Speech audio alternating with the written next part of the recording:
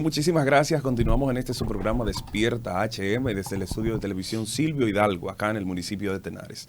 Vamos en este momento a pasar a la entrevista principal. Con nosotros está un gran amigo, una persona que ha venido desempeñándose de manera profesional, de manera especial e importante para todos nosotros y para el municipio. Él es juez de paz en funciones, es juez del segundo tribunal colegiado de la provincia de Duarte, es docente de la Universidad Católica Nordestana y de la Escuela Nacional de la Judicatura. Yo quiero que recibamos con un aplauso a un gran amigo de este programa, el magistrado Víctor Alfonso Hinoa. Saludos, estimado Luis Miguel, acá a todos los demás, Evelyn y cariñosamente a nuestro querido Cheche. Un placer estar con ustedes acá en esta mañana. Gracias por estar compartiendo con nosotros en el día de hoy. Así es, el placer es nuestro, Víctor, en esta mañana tener con nosotros a alguien que puede engalanar nuestro set, un joven emprendedor, un joven talentoso de nuestro municipio de Tenares. Así es que yo de manera particular, de manera formal, te doy la bienvenida. Gracias, muy amable. Un placer para mí estar con ustedes. Víctor, yo voy a empezar de una vez porque yo quiero aprovechar la presencia tuya acá en este programa. Muy bien. Yo quiero que tú me hables o quiero que compartas con nosotros cómo fue la adaptación de la justicia en los tiempos de pandemia. Yo creo que fue un reto grandísimo que tuvieron ustedes para tratar como de poder adaptar el sistema a la nueva realidad que el COVID trajo y que presentó. ¿Cómo fue para ti tu experiencia particular en este tema de impartir justicia en tiempos de pandemia? Bien, antes que todo, quiero mencionar que nosotros, como parte del Poder Judicial, es bueno que ustedes comprendan que la labor que nosotros desempeñamos es una labor muy encomiable, principalmente por el alcance que tiene la justicia a nivel nacional. El Poder Judicial es la única institución pública que tiene un alcance en todo el territorio de la República Dominicana. Dígase cada municipio, cada provincia. Hay una sede del Poder Judicial que tiene presencia en todo el territorio nacional. ¿Qué pasa? El Poder Judicial ha venido desde antes de la pandemia creando las plataformas para proporcionar cambios e implementar una plataforma tecnológica que conecte a toda la población con el sistema de justicia. Ya no tenemos esa justicia de hace 30 a 20 años que solamente se basaba en libros, anotaciones, archivos físicos, sino que el Poder Judicial ha ido modernizando toda su estructura y planta física para hacerla más accesible a la ciudadanía. Y parte de la ventaja que tuvo el Poder Judicial al momento en el que entra la pandemia es que encuentra no solamente una plataforma apta para proporcionarles el servicio a la ciudadanía, sino también un personal altamente capacitado y sobre todo con la disposición de adentrarse en esos cambios que ameritaba administrar justicia en la pandemia. Fuimos pioneros inclusive en nuestra provincia, en nuestra provincia, en la provincia de Duarte, que es donde ejerzo funciones, en administrar justicia virtual. Nosotros fuimos de los primeros lugares en donde se empezó a conocer audiencias virtuales, resolver asuntos por la vía virtual, solicitudes de arresto, allanamientos, conocimientos de medida de coerción. Es bueno recordar que la magistrada Bárbara Irene Rodríguez y quien les habla, fuimos quienes iniciamos la digitalización de la Oficina Judicial de Servicios de Atención Permanente en la provincia de Duarte durante el tiempo de pandemia, llegando a conocer todas las solicitudes que se demandaba en el ámbito de justicia, específicamente entre los meses de abril y junio, que fue donde más fuerte se sintió el tema de la pandemia y el distanciamiento social. Estábamos prácticamente sin circulación en las calles, en los supermercados, sí, en todos los lugares de frecuencia pública, pero el Poder Judicial pudo dar respuesta, aunque ciertamente con algunas debilidades propias de la prontitud con la que se presentó el asunto, pero sí entiendo que pudimos dar una atinada respuesta. El Poder Judicial está digitalizado y tiene el personal disponible para continuar con lo que es la implementación de los medios digitales. ¿Por qué no se han continuado, por ejemplo, con audiencias virtuales, ese tipo de cosas?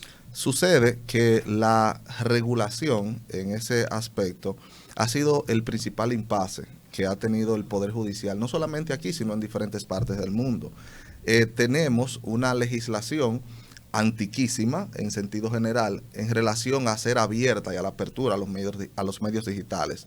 Sin embargo, el Poder Judicial en la resolución 002 del año 2020 implementó una salida momentánea a la situación que ameritaba la justicia para dar respuesta a la ciudadanía. En la actualidad, un acto de responsabilidad. Exactamente. Sí. En la actualidad se ha sometido inclusive por el Pleno de la Suprema Corte de Justicia en su iniciativa legislativa que le confiere la Constitución para que nuestro Poder Legislativo remita al Ejecutivo un proyecto de ley de medios digitales en la Administración de Justicia, donde ya se le va a dar totalmente visos de legalidad a asuntos como son firma electrónica, a asuntos como son las audiencias virtuales, así como también a la tramitación de asuntos administrativos en sede judicial. Estamos hablando de modernidad totalmente. Modernidad totalmente. Yo quisiera, Víctor, ahí no perder realmente.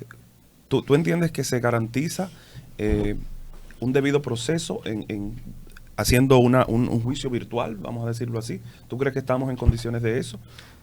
Sí, básicamente el escenario virtual que Porque si hay planes para llevarlo claro que al sí, Ejecutivo. el escenario virtual para la justicia no es tan difícil como la gente lo percibe. Ok. Porque crear un escenario virtual, todo va a depender de la materia en la que estemos trabajando, así como también de las complejidades que presente el asunto que se está resolviendo. Obviamente no todos los asuntos, naturalmente, son para conocerse por la vía virtual, pero sin embargo, una gran cantidad de asuntos que se pueden resolver en la justicia pueden resolverse de forma virtual. Aquí tenemos la experiencia de muchos tribunales civiles y de muchos asuntos administrativos de los tribunales civiles que se están resolviendo todavía en la actualidad de forma virtual, ya que las partes son quienes inclusive exigen que se le tramite su asunto de forma virtual, porque así ahorran recursos, ahorran tiempo y sobre todo tienen una respuesta mucho más pronta de su asunto resuelto sobre la medida, Excelente. que es como le llamamos. Bien, Víctor, tengo una interrogante, pero antes de yo quiero invitarte a que disfrutes con nosotros un sabroso café Mamá Candente muy esta bien, mañana. gracias. Así es que salud. Salud. Bien, Víctor, el tiempo se nos pasa rápido en este lugar cuando tenemos una persona como tú que puede desarrollar tantos temas. Pero yo no quiero pasar por alto en esta mañana para saber tu opinión. Recientemente tuvimos el caso de Yanelis Arias aquí en Tenares, una joven que fue rociada con ácido del diablo y producto de esto, pues como tú sabes, pues la muchacha murió. ¿Qué opinión te mereces tú, Víctor? ¿Qué va a pasar en lo adelante con el caso de Yanelis Arias? Porque tenemos un pueblo que estamos todavía en espera de una respuesta y no hemos tenido ningún tipo de información. Yo quiero que tú nos hables con relación a este tema brevemente, Víctor. Y si Sí, disculpa, Luis Miguel. Si es posible, Víctor, que nos hable en sentido general Exacto. del ácido del diablo. O sea, es un ácido que se le echa a una persona y que hemos visto que se tipifica como tortura, barbarie, ¿verdad? Acto de crueldad, que Sí. se está por penalizar aún más de lo que está. Bien, sobre todo les voy a hacer la siguiente acotación. Es lamentable que en el país ocurran este tipo de casos tan lamentables, pero el ácido del diablo es una sustancia comúnmente definida como tal, pero no es más que la mezcla de un sinnúmero de agentes activos químicos que se pueden conseguir quizás en cualquier establecimiento, porque generalmente se usan para la limpieza, que tienen un efecto nocivo para la salud de las personas, es decir, estigmatiza, es la marca que deja, una marca estigmatizante sobre el cuerpo de la persona. Alejándome un poco del tema en cuestión, porque por un asunto de la función no puedo hablar de casos puntuales, pero sí, el ácido del diablo ha sido jurisprudencialmente una figura que se ha venido resolviendo sobre todo por la tipificación de acto de barbarie. Ojo, hago la acotación no de tortura, porque en el artículo 303 del Código Penal Dominicano se tipifica y se sanciona el acto de tortura o barbarie. Y ojo, hago la aclaración o barbarie porque hay que diferenciar una cosa de otra. El acto de tortura es aquel que tiene a administrarse como método de investigación criminal, como método de constreñimiento, como medio para alcanzar un fin. Es más o menos la temática en la que se define el acto de tortura. Pero la barbarie es un acto de desconsideración a la persona, es un acto denigrante, es un acto lacerante, es un acto que no considera la condición humana del individuo afectado y por lo tanto se considera como acto de barbarie, es decir, una desconsideración. Jurisprudencialmente se ha venido aplicando acto de barbarie a aquel que comete el hecho de rociar con ácido del diablo a otra persona. Y eso creo que no amerita por así decirlo, una discusión desde el punto de vista de la sanción, porque la sanción es el efecto del delito. Aquí tenemos un artículo 303 que, si mal no recuerdo, en los casos sencillos, simples, de utilización de ácido del diablo, o por así mencionarlo mejor, de acto de barbarie, sanciona con una pena de entre 10 a 15 años, de acuerdo a la consideración que tenga el tribunal al momento de juzgar. Pero hay casos en los que se agravan, que se le suman agravantes al hecho, cuando es contra una persona especialmente vulnerable, contra un menor de edad, cuando su comisión continúe o siga otro crimen, también cuando es cometido como una forma de violencia entre la pareja, es decir, por una pareja o expareja, y en esos casos en donde ese crimen se agrava, conlleva la pena de hasta 30 años de prisión.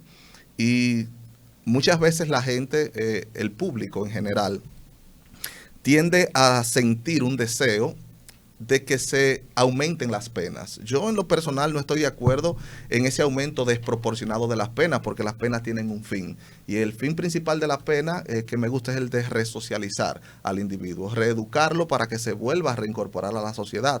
Porque si la pena no tuviera el fin resocializador, entonces aquí tendríamos que hablar de que habría que crear cárceles para mantener de por vida a las personas, porque tenemos una población que todos los días comete crímenes, comete delitos, pero no todos los casos, salvando la distancia, obviamente, en aquellos de ácido del diablo, porque son cosas extremadamente perjudiciales, pero no veo la necesidad de agravar en todos los casos, en sentido general, el sistema de consecuencias que tenemos ejemplarizando las penas, como Víctor, muchos piden.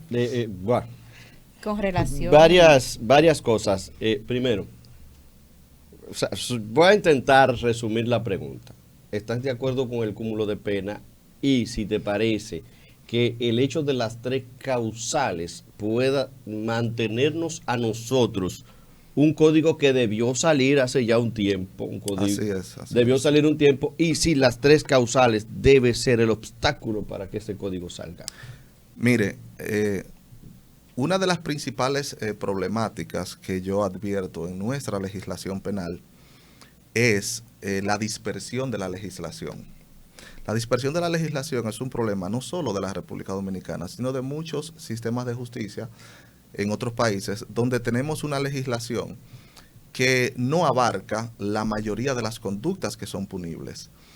Y una de las discusiones que ha tenido el proyecto de Código Penal es que hay grupos que abogan porque se debe de sacar del Código Penal el tema de las 3 causales e incluirlo en una legislación especial. Personalmente, no veo por qué eso deba de ser así. Hay temas legislativos que deben de ser temas frontales.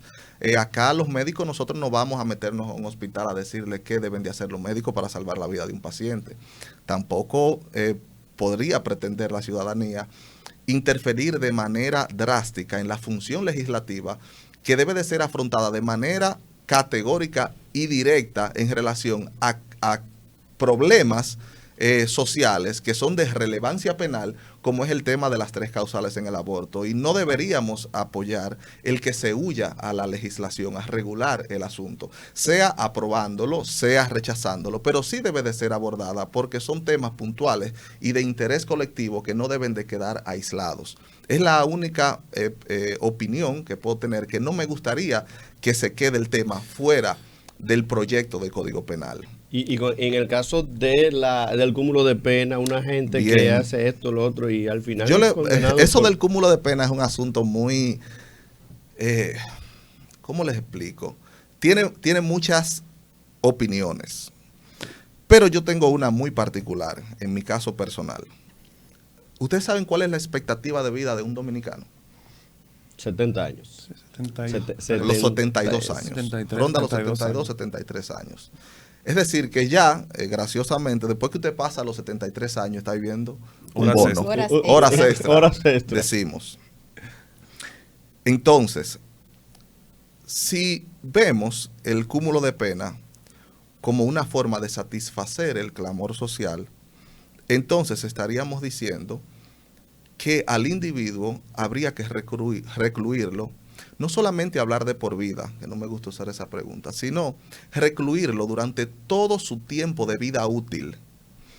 Entonces, cuando recluimos al individuo durante todo su tiempo de vida útil, estamos diciendo que no nos está interesando el fin resocializador de la pena, que no nos está interesando que el individuo pueda volver a la sociedad y reintegrarse como un ente productivo luego de haber sobrepasado un proceso, porque la privación de libertad debe de agotar un proceso de reformación, de reencauzar al individuo. Entonces nos estamos olvidando de esos objetivos que debe de perseguir la pena en relación al individuo, y estaríamos diciendo que poco nos importa eso, sino que deberíamos dejar al individuo encerrado durante toda su vida útil, al menos, en el mejor de los casos, para simplemente extirparlo como un cáncer que tiene la sociedad. Entonces, yo en lo personal no estoy de acuerdo con el cúmulo de penas. Obviamente, nuestra legislación es antiquísima y necesita que sea reformada en muchos aspectos, donde cosas que quizás en el 1804, cuando se promulgó nuestro Código Penal, no eran relevantes, con cosas que hoy sí son relevantes. Pero también en ese Código Penal hay muchísimas cosas que ya no son relevantes, pero en ese tiempo sí lo eran. Entonces debemos de actualizar nuestra legislación, codificarla de manera unitaria, para no seguir trabajando en base a la dispersión legislativa, y que ese Código Penal sea no solamente nuestra ley penal, sino también que sea efectiva en relación a la sanción, en relación a la calificación, pero sobre todo a las consecuencias de ambas cosas, que es ver cómo vamos a tener a ese individuo luego de haber sobrepasado el proceso en el que el Estado ejerce su función punitiva sobre él. Víctor, yo vi una opinión tuya cuando, creo que fue vía redes sociales, no sé si fue vía Twitter o vía Facebook, en la que tú criticabas el proyecto de ley que establecía ese Código Penal, y tú decías que cómo tal vez los jueces iban a hacer para impartir justicia, porque tú entendías que existían algunos puntos que les complicaba la cosa a ustedes, en vez de facilitar impartir justicia. ¿Se está tomando en cuenta la opinión de los jueces a la hora para llevar ese proyecto de ley al momento de la gente que lo elaboró? Eso se tomó la opinión de los jueces, se escuchó lo que ustedes opinan acerca de eso, porque si son ustedes los que van a impartir justicia en base a ese código, se supone que ustedes tienen que tener una participación activa dentro de la elaboración de ese proyecto. Bien, ahorita, hace un momento les mencionaba que si bien la ciudadanía debe de ser respetuosa del proceso de formación legislativa, es decir, de cómo se redactan las leyes, nosotros como jueces también debemos de ser respetuosos de la función legislativa que le confiere la Constitución a los legisladores. Ahora bien, cuando hablamos de imperfecciones o hablamos de problemáticas en la codificación, nos referimos a problemas técnicos. Esos problemas técnicos son aquellos problemas que evidencian no solamente el Código Penal, el actual de nosotros ahora mismo tiene también sus problemas técnicos, pero sería bueno que cuando se vaya a dictar una ley, se someta a una revisión técnica, y de hecho hemos visto que en los últimos días en los medios ha circulado la información de que eso se está haciendo una revisión técnica, y eso es indicativo del nivel de responsabilidad que está tomando el Poder Legislativo en relación al proyecto de Código Penal, porque no solamente ha sido una opinión vaga la que se ha dado sobre los problemas técnicos que pudiera presentar el proyecto, sino que actores importantes de la sociedad han hecho un llamado al legislativo de que preste especial atención por la trascendencia que va a tener el Código Penal, y de hecho vemos que se está tomando en cuenta y vemos comisiones bicamerales que están trabajando en una revisión completa y técnica, y eso es un indicativo de la importancia que se le está dando al proyecto, y sobre todo que la ciudadanía debe de mantenerse atenta, porque esa va a ser la legislación que vamos a tener. Así y esa va a ser la que va a contener todos los crímenes y delitos sobre los que cualquiera de nosotros en algún momento determinado pudiésemos estar siendo juzgados. Víctor, yo quiero ir a las redes sociales porque hay gente que está diciendo cosas sobre ti interesantes, y que yo quiero que tú tengas ese feedback de lo que dicen las redes. Tu amigo Jovel Díaz. Sí, es un amigo de Víctor, Jovel es mi pana. Dice, hay que ir a ver a Jovel. Sí. Dice, saludos para mi amigo y un hermano Víctor. Es un hombre serio, trabajador y bendiciones para mi hermano. Dice, Un abrazo para Joel, que espero pronta recuperación. dice John Anthony Hidalgo, buen día, saludos para ese grandioso equipo de Despierta HM, al igual que al magistrado Víctor Hinoa. Ese es mi hermano Anthony. Dice Salismel, dice Sally, buen día, 100% de acuerdo con el magistrado en el tema de las 3 causales. También está Wilson Reynoso, que también está por ahí, dice Nicole Javier, un fuerte abrazo para todos. Y hay un sinnúmero de comentarios que por cuestiones de tiempo, luego tú tendrás la oportunidad de poder verlos. Pero hay muchísima gente que está conectado ahora viendo el programa. Tenemos una audiencia excelente. Pedimos que comparta el programa para que pueda llegar a más personas. Y Lilian. Desde San Francisco de Macorís, un abrazo. Lilian. Sí, un abrazo para todos. Víctor, en las redes. Gracias. Víctor, yo creo que yo no podía dejar escapar esta oportunidad para hacerte una pregunta que yo sé que tú nos puedes dar luz en torno a ella, y es respecto a lo que tiene que ver con una ordenanza del Ministerio de Salud Pública reciente, donde se exige la tarjeta de vacunación en lugares públicos, colmadones, discotecas, centros comerciales. ¿Tú estás de acuerdo con esa disposición o tú tienes alguna puntualización que hacer acerca de ella? Bien, con respecto a eso, creo que de hecho ya el Tribunal Superior Administrativo, si mal no ya recuerdo, se pronunció al respecto. Hace varios días. No conozco el contenido de la decisión, pero al conocer el resultado, es un asunto muy interesante. Y de hecho ayer con algunas compañeras de trabajo conversaba acerca de ese tema. Y es que la Constitución de la República Dominicana es una de las más modernas de toda Latinoamérica y soy atrevido al mencionar que quizás del mundo, una de las que contiene mayores respetos al debido proceso, tanto en el ámbito jurisdiccional como administrativo, que es la sede que nos ocupa en el ámbito de la vacuna y la tarjeta de vacunación, pero también es una de las que más protege derechos fundamentales. Pero sin embargo, hay derechos fundamentales que son colectivos. Y uno de esos derechos colectivos es el derecho a la salud, que no solamente es proveerle al ciudadano la posibilidad de tener acceso a una salud de calidad, sino también proteger a la colectividad de amenazas en contra de la salud pública.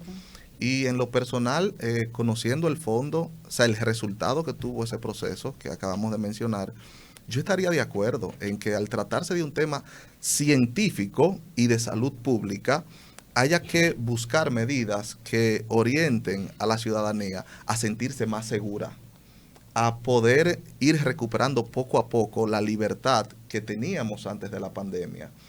Y muchas veces queremos nosotros los dominicanos abordar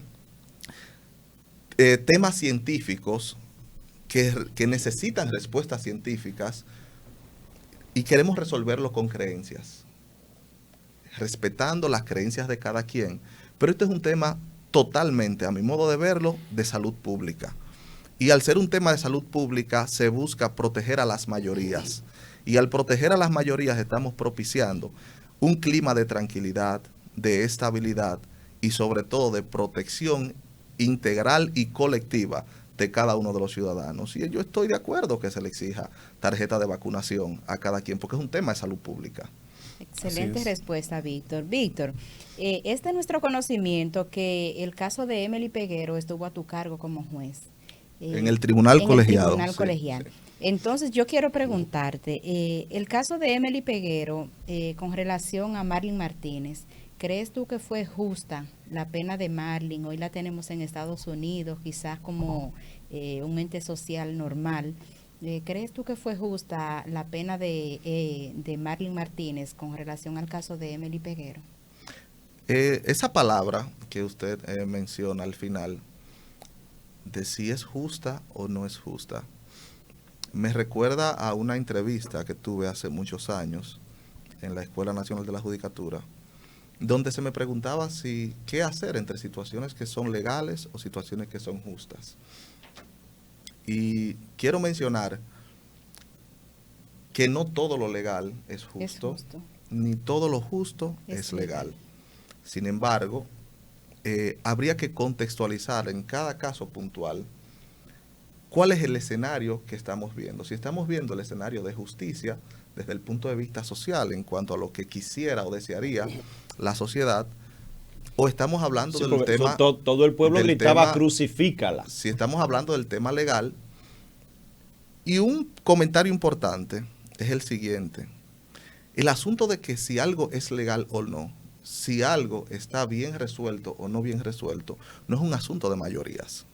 Óigame eso, no es un asunto de mayorías. Yo puedo juntar ahora mismo ahí afuera 70 personas que me griten y digan, esto es así, porque yo lo creo así. Pero la legalidad o no de una actuación no es un tema de mayorías, es un tema de ley. Y ni siquiera soy yo el indicado para mencionar si algo de esa categoría es justo o no es justo, sino que la ley está ahí. Si nosotros tenemos una legislación que establece cuál es la conducta que se debe de sancionar y cuál es la consecuencia de esa conducta que se debe de sancionar, entonces estamos hablando de un tema de legalidad, aunque quizás para muchos, en su opinión, no sea justo. Y por lo tanto, entendemos que se protege más inclusive a la ciudadanía cuando tenemos actores del sistema que garantizan la aplicación de la ley, porque quizás mañana, cuando sea otro, cuando sea usted, usted va a desear que a usted le apliquen la misma legislación que le aplican a él. Así es. Porque si acaso, en el caso de él pudo llevar más gente que usted, entonces, ¿cómo quedará el suyo si usted no puede llevar tanta gente como él? Así es. Y de hecho, no estoy mencionando caso en particular, sino que estoy hablando de que ese es el diario vivir de los tribunales. Nosotros tenemos que someternos a un escrutinio público diario todos los días. En situaciones similares, y simple y llanamente los jueces están para aplicar la ley. Inclusive, en ese caso en particular, sí pudiera mencionar que nosotros dimos una decisión en el segundo tribunal colegiado de Duarte, y menciono el caso porque ya es un caso que fue resuelto inclusive por la Suprema Corte de Justicia. Que ratificó la sentencia que ustedes... Y, de hecho, la Corte de Apelación de acá, en su ejercicio de administración de justicia, no solamente que parcialmente estuvieron de acuerdo, sino que en otra parte de la sentencia no estuvieron de acuerdo con nosotros. Y ese es el ejercicio democrático de la justicia, porque usted tiene derecho también inclusive a recurrir a una segunda instancia para que se revise lo que falle un tribunal de primer grado. Pero posteriormente hay recursos extraordinarios que usted puede también agotarlos para que se revise nueva vez su asunto en cuanto a la buena o mala aplicación del derecho. Pero el derecho sobre todo, y es lo más importante a rescatar de situaciones similares, es que el derecho busca la seguridad jurídica, no solamente del Estado, sino de cada uno de los ciudadanos que componen la sociedad. Magistrado, bueno, señores, ustedes disculpen si le digo magistrado, si le digo Víctor, si le digo usted o si le digo tú, porque es verdad, sí. El tiempo que llevamos conociéndonos. Últimamente se ha dado en la República Dominicana diferentes operaciones. Antes se llamaba caso, ahora se llama operación. Yo entiendo que es un apellido que se le pone al proceso judicial que se lleva en cierto momento. Hemos visto que hay que estar blindados y que después piden un tiempo. Hemos visto casos que usted, desde que sale, usted dice va a resolverse. ¿Qué opinión le merece a usted? A usted como juez y como conocedor del derecho dominicano, ¿qué opinión le merecen estos casos que se está ahora combatiendo la corrupción pasada y presente?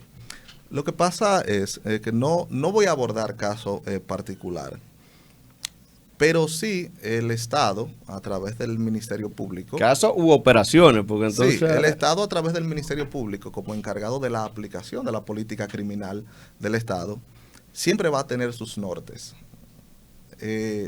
Hay políticas de persecución que son propias de cada momento, es decir, de cada administración.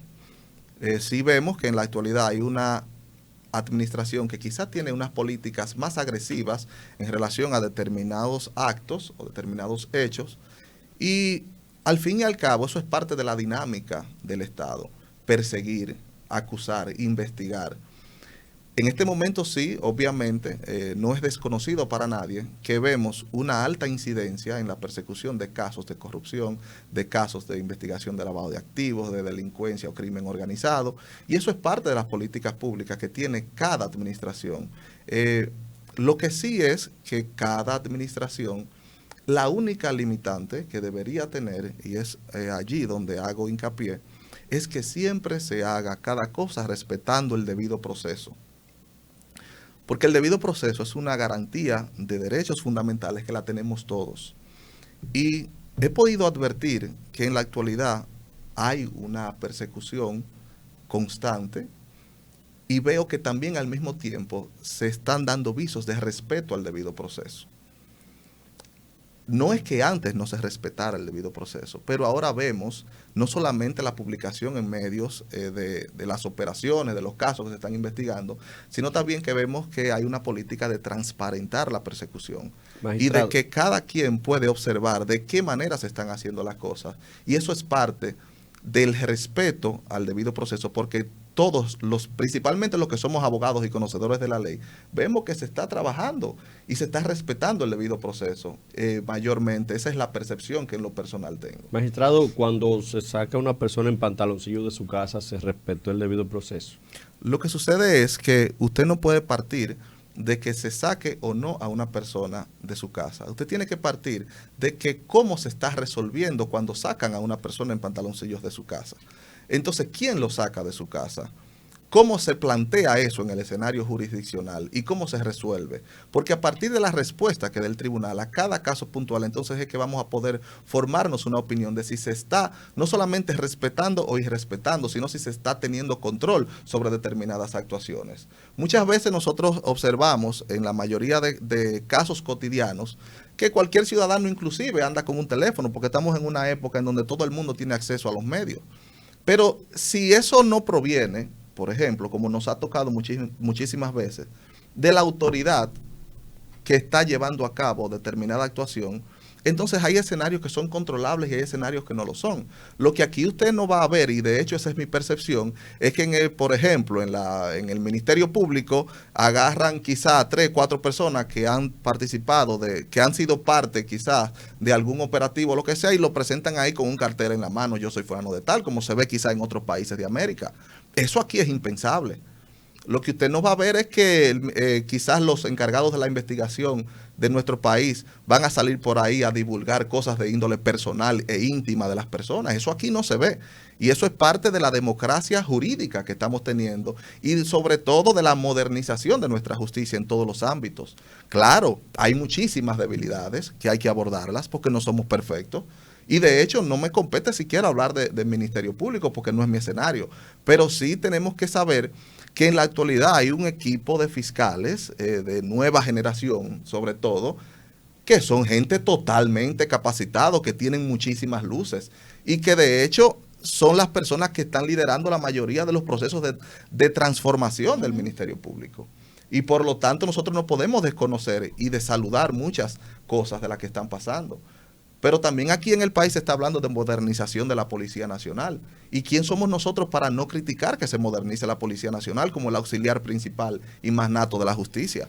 Hay muchas debilidades, pero no podemos partir de que todos son malos. Lo que tenemos que partir es de las debilidades que se tienen para superarlas y construir todos soluciones que vayan a ir aportando a la transformación de cada una de las instituciones que se relacionan o tienen incidencia en el ámbito de la justicia. Esa es la opinión que yo sí pudiera mencionar, que tenemos que trabajar todos para que nuestro Estado sea cada día más fuerte, sea más transparente, que sea inclusive más inclusivo y respetuoso. Y sobre todo tenemos que apostar a lo bueno, a seguir innovando. Esa es la opinión que tengo. Bien, muchas gracias. Yo sé que estamos pasando con unos minutitos, pero yo no me puedo ir. También hay otra preguntita que yo quiero hacerle al magistrado sobre esa modernidad de la justicia que usted habla, magistrado. Denos más luz en ese sentido.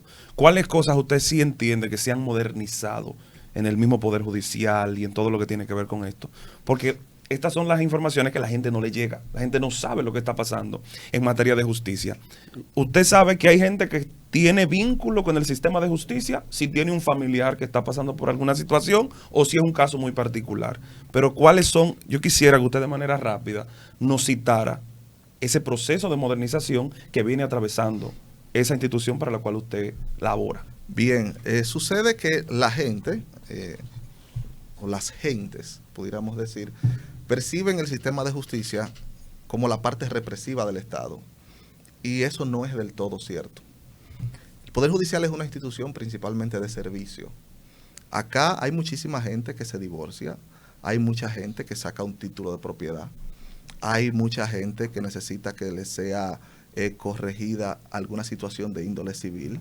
Aquí hay gente que embarga, aquí hay gente que cobra, aquí hay gente que hace un sinnúmero de actuaciones dentro de la justicia que no son de la parte represiva de la justicia.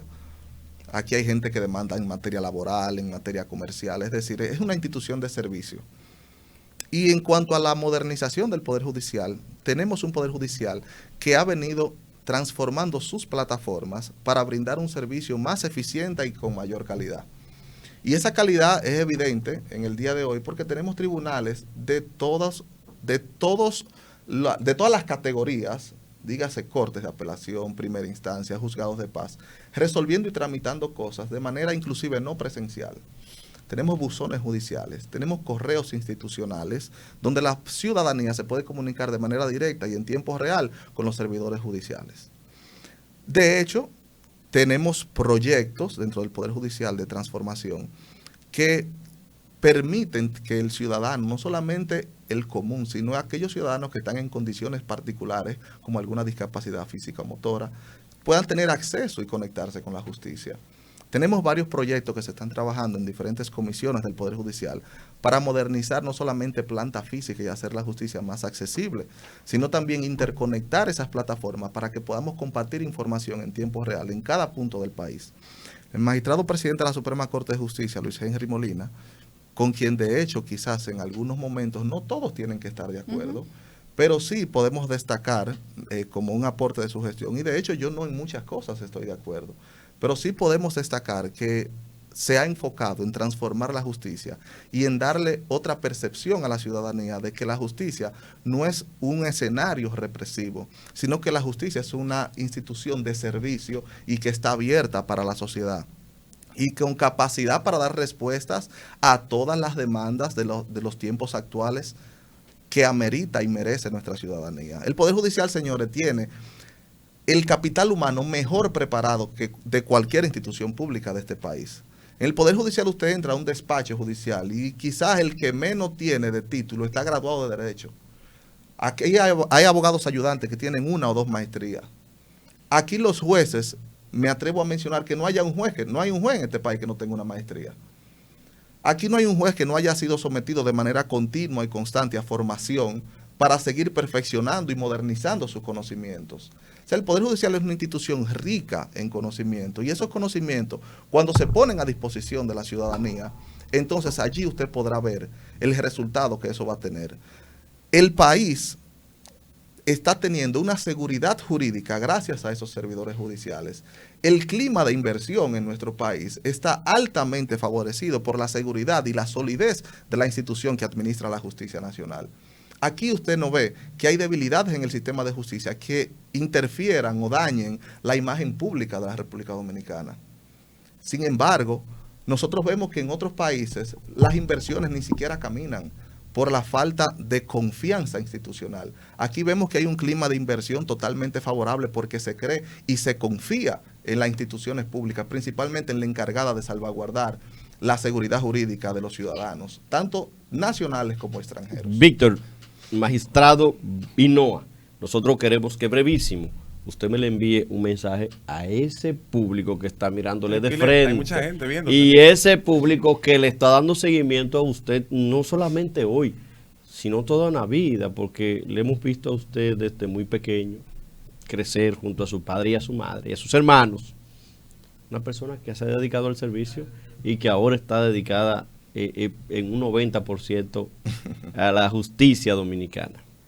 Bien, el mensaje que le podríamos decir es que en el día de hoy la ciudadanía debe de tener en cuenta que tiene un poder judicial que está trabajando y que se está preparando para darle respuesta de manera eficiente y oportuna a cada una de las demandas que tenga la sociedad.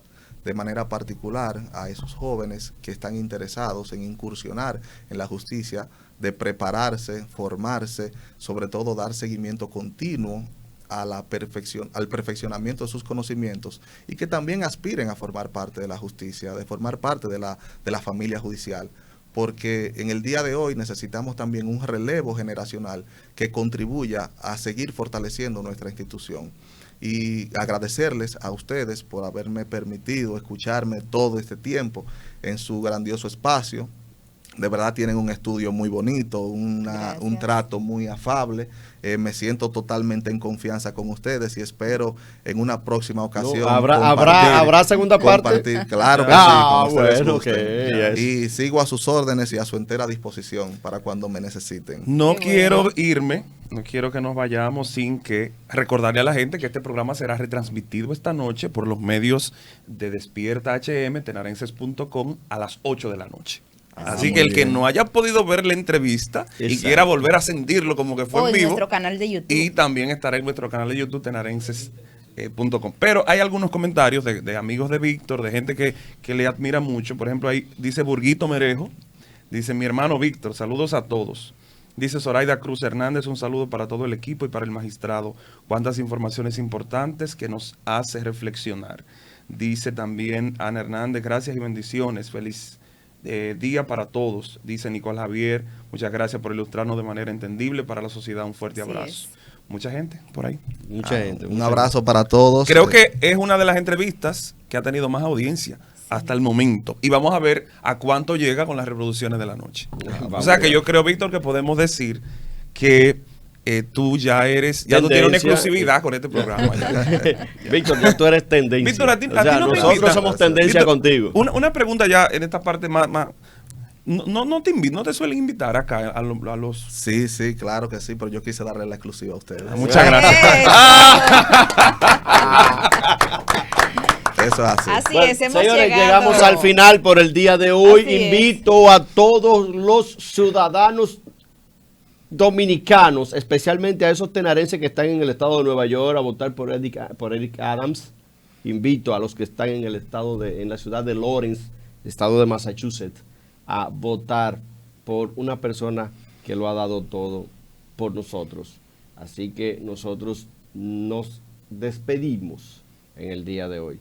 Luis Miguel diciendo el nombre de esa persona y despidiéndose de ustedes. Venga, enfócame a mí, que esto me pertenece a mí, este comentario, así mismo. Miren, yo quiero despedir el programa y recordarles, como dice Cheche, que por favor voten en las elecciones que se están llevando a cabo en Estados Unidos. Ahí hay buenos candidatos, sobre todo en el estado de Lawrence. Está nuestro gran amigo, que está aspirando a la posición de alcalde, Brian de Peña. También hay otros competidores, pero a nosotros nos gustaría que usted mirara la posición de Brian, el apoyo que ha dado a este municipio, para que lo tome en cuenta. Será hasta mañana, nos veremos, ya usted sabe. Bye. Feliz resto del día.